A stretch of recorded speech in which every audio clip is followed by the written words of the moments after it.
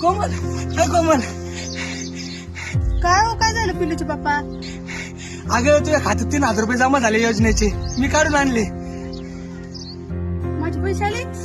बरं झालं देवा, माझे छोटा सा मेरा जहां है. आले ना, मग द्या माझे पैसे. धर. बरं 1 मिनिट थांब. ते तुझं आधार कार्ड अपडेट नव्हतं, त्या आधार कार्ड अपडेट करायला गेलो आणि ते बँकेला लिंक करायला गेलो, त्याला 300 रुपये गेले ना.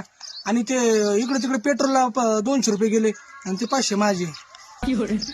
आणि हा, ते तुझं पॅन कार्ड नव्हतं, ते पॅन कार्ड काढायला 300 रुपये घेतले आणि त्याला 200 रुपये खर्च, चहा पाणी याला त्याला, त्याचे 500 रुपये मला. आणि हा, ते तुझं रेशन कार्ड मध्ये नाव नव्हतं, तुझं गावाकडे गेलो ते रेशन कार्डचं नाव कमी करायला, त्याला 500-600 रुपये खर्च झाले ना, ते 500 माझे. हा.